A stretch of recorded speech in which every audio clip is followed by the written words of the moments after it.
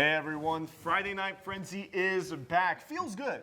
Feels good to be back in this. The two-shot and Michael Hoefling, Tyree, yes, back sir. at it once again. John Michael Hoefling, Tyree Smith. There we go, there we go. Which we got to do. I mean, I'm just nervous. It's a happy time. Well, yeah, just got to introduce yourself fully to the people. Let them know what's going on. Because you haven't seen me for the past 11 months, right? Something like that. Some of them. Either way, nonetheless, basketball is back, folks. There was basketball last week, but there wasn't any boys basketball. No, unfortunately, but changes this week. We do have boys basketball this week, though. In fact, our featured game of the week was boys basketball, and that was two rivals going head-to-head. Patriots, Hematites, Westwood, Ishpeming, Tyree, take it away. I appreciate you, my friend. Let's start it off. Ishpeming Hematites. They are hosting the Westwood Patriots, and the rivalry goes farther back than Vin Diesel's hairline. We're going to pick it up. Late into the third, Westwood, they are up a few points right now, trying to push that lead even farther. Mason Marissa, he's going to get the three to go for Westwood. Swisher, sweet. I'm loving what I'm seeing. Now it's going to go on to the next possession. Zachary Carlson, he was really good in this game. Swivel, swavel, dibble, dabble, gets it through the traffic and gets it in for an athletic two. Like that. Next up, Hematites. They are trying to get some offense going, but it gets stolen by the Patriots on the fast break, speeding down the court like track athletes. Taylor D'Angelo gets the layup and one. I know you're a big fan of D'Angelo. Yes, sir. What a great play. Ishpeming, they need to get back in a hurry, but the rebound is by Westwood. Carlson with the ball, pushing the pace, and an over-the-shoulder pass. What a nice one. Tamarazuya gets packed, but he gets the foul. He makes both shots late into fourth. Ishpeming, they are trying to do anything they can to get back in the game. They missed the three, rebounded by Westwood, stolen by John Corkin, steals it back, pass to the Otto Swanson. Big man right there. He's going to push through the paint using all that muscle, but he loses the ball. It's a battle for possession. Westwood win that. Will win that. A few minutes later into the game, Pats trying to keep that offensive going. Keep it away from Ishpeming because they know if they get it back, Hematites, they can go on a long run. Ishpeming knows they need to get that ball back fast. Corkin, what does he do? Does what he does all the time, makes a great play, steals it back. Corkin gets it on the Swifty pass, and that's going to get it in for the two-pointer. Next up, Ishpeming trying to see what they could do. Corkin, what he does on the field, he does on the court. Swivel, swavel gets it in for a nice two-pointer right there. But trust me, he wasn't done. Later on, Corkin, three in. What a nice shot by him. Westwood, they are good on defense, but that was not going to happen right there. Ishpeming, they lose to Westwood. D'Angelo's 24 points led them 59-48 Westwood. Moving over to Gladstone, the Braves were ready to defend their home court against some invading Emeralds. It's always a bad day when you get invaded by a gemstone, right? This guy's feeling unlucky. However, Gladstone was feeling rather glad as Cam Ballard tips away the pass and sees no one in front of him between him and the hoop. Easiest bucket of his life. But the Emeralds had some good fighting them, working it around the perimeter, and Hoefling, Joey Hoefling drilling the triple like a screw to a board. Nice one. You love to see it. Right. I mean, it's almost Christmas time, right? Exactly. Ho, ho, ho. Later, Hoefling with some handles before handing it off to Skylar Anderson. He wears 3-0 and he nails the three, yo. These two teams going back and forth constantly. No team really able to grab an edge on the other, and the Emeralds.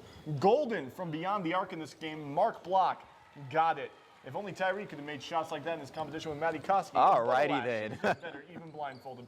Speaking of better, even though we saw all those Manistee highlights, the Braves went in victorious. Jared St. John with the steal, scoop, and score. Braves edge of this one out 65-60 over Manistee. All right, we're going to move along. No, we're talking about my threes over in Iron Mountain and Forest Wonders and the Mountaineers. They're ready to take on the Copper Kings. Yes, I've seen a lot of action, but this is going to be a difficult one. You haven't seen anything for Forest Wonders, though. You're in for a treat. No, I love it. I love it what I'm seeing. The junior, he's going to make it in for the killer shot on the court. Iron Mountain led as much by 20 in the third quarter. But Calumet, they did have some good moments. Elijah McCard into the post and gets it in for the jumper. I like what I see right there. Yeah, don't get it twisted, though. Iron Mountain's night, right? Right, exactly. Marcus Johnson. What a shot right there. Doing what he does on the field, on the court, make plays. Gotta like what I'm seeing, but later on, Marcus Johnson with the ball in his hands, gonna swivel, swavel, gets a pass back, and then Bryce Panaternio, he's gonna go ahead, gets a pass in the deep, and gets it in for the two-pointer, eventually goes in.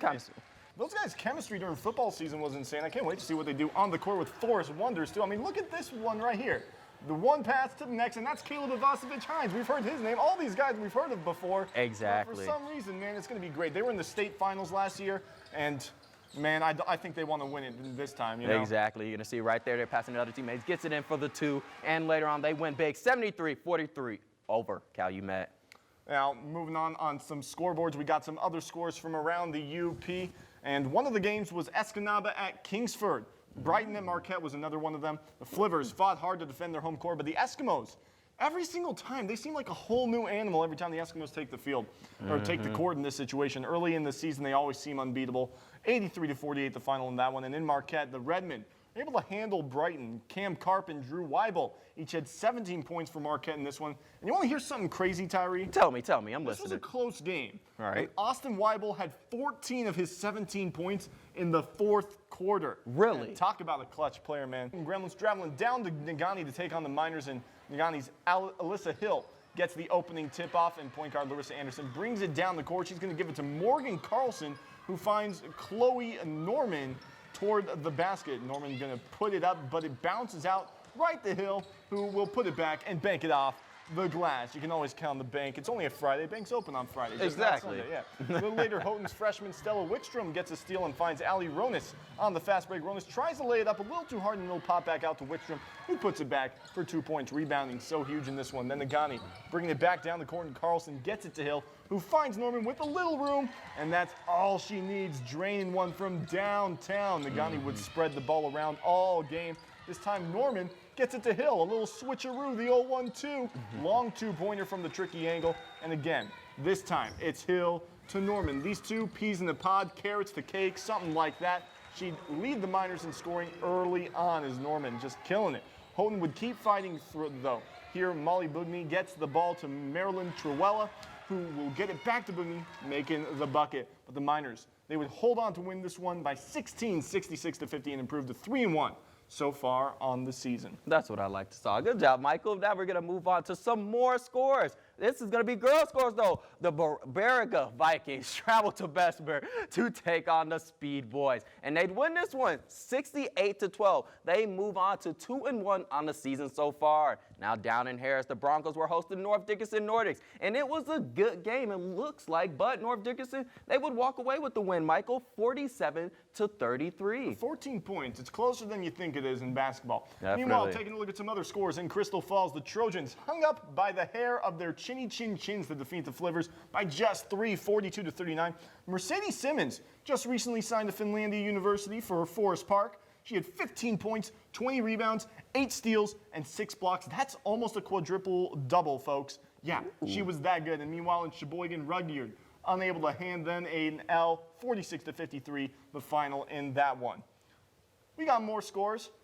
Pickford over in Engadine, lost by 21. Engadine really looking good this year across all of their athletics. They've really picked up the pace with whatever they're doing. They win by 21, 63-42.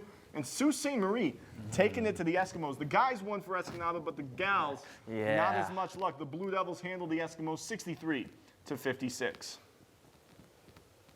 And why don't you take these last I like these, man. We're going to move on. Lake Linden Hubble, Ewan Trout Creek. They battled it out, but Ewan Trout Creek was able to got the better in this one. 56-17 was the final in that one. And Menominee, they were taking on Pestigo, Wisconsin team, and they got the best in that one, defeating them handily, 56-17 as well. Now, I do want to apologize that Lake Linden Hubble at Ewan Trout Creek game was not a final of 56-17. As well as that Beriga at Bessemer game was also not the final that you saw on the screen. We very much rush all the time to get these ones done. We got to get these highlights done. We got to get the scores done. Got to get all the scores right. And sometimes some things just blow by you. Nonetheless, we do have more highlights coming at you, including hockey as well. We're going to have hockey in the second half. So it's not just basketball. We are a many-faceted trait here at ABC 10. When Friday Night Frenzy returns, we're going to have number 1 against Northern Michigan. Stay tuned, folks. Moving on to more girls basketball. Gwen Model Towners hosting the Iron Mountain Mountaineers. We're going to start in the first. Mountaineers with the ball, and Clarie Morgraine. She's going to go ahead and get the first few points of the game. A nice 2-pointer off of that pass. Next offensive possession. Iron Mountain, they want to push that lead. And Tori Sorensen, she's going to go ahead and get the pass from her teammate into the paint. Shoots, but misses. Rebounded by Annalise Russ, who gets it to go for 2. It's early in this game. Iron Mountain's offense was dominant, as you can see right here. Clarie Morgraine, what she does, drain a 3. But Model Towners, eventually they start seeing this and said, enough is enough. They're going to get ahead, get the rebound. Megan Roclani gets the long pass all the way down, makes it in for the easy two. She's really tall, so that was easy for her. Mountaineers, they're trying to maintain their lead, but they're going to pass it back to they think is a teammate. No, it's really Gwen. Comes up with the steal, and Emily Curtis gets to the go-ahead on the fast breakaway, too. Momentum is shifting in the favor of the Model Towners now as they go ahead, get passes all around, spread out that Iron Mountain defense until eventually Megan go ahead finishes it for 2. Gwen pulls away wins behind Marissa Delmont and Emily Curtis combined 22 points, 50-40. And we got another girls highlight for you, Superior Central at Rapid River. The Cougars at Rockets, this one happening down in Delta County. And take a look at the resilience of Superior Central on this possession right here. They get a shot block, that's never fun, but they don't give up. Ball ends up in Charlotte boys' hands, who promptly misses wide left, and then they get the rebound, Gloria Johnson. They were definitely singing Gloria after that one. They earned it. Rapid River wasn't going to let the Cougars go by that easy, though. On the drive, Natalie Bellinger. Where did she come from? No one knows, but just like that, she's gone, and 2 more points are added. I like that. Into the second quarter on the inbound play. Great court vision from Emily Goodacre.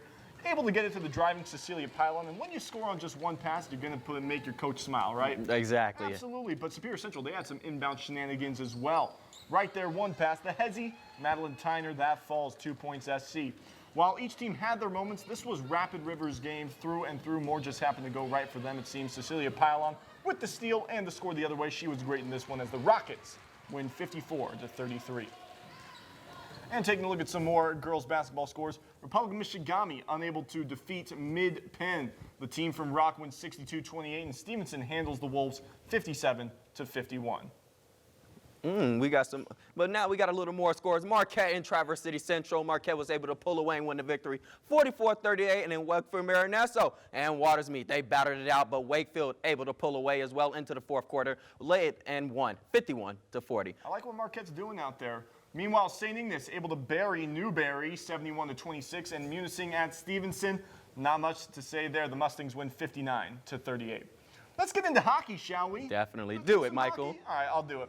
All right, number 1 team in the nation, Minnesota State Mankato against Northern Michigan. We're going to pick this one up in the second period with the Cats trailing 2-1, but they'd stay competitive early on. Here they get the puck to Hank Sorsen.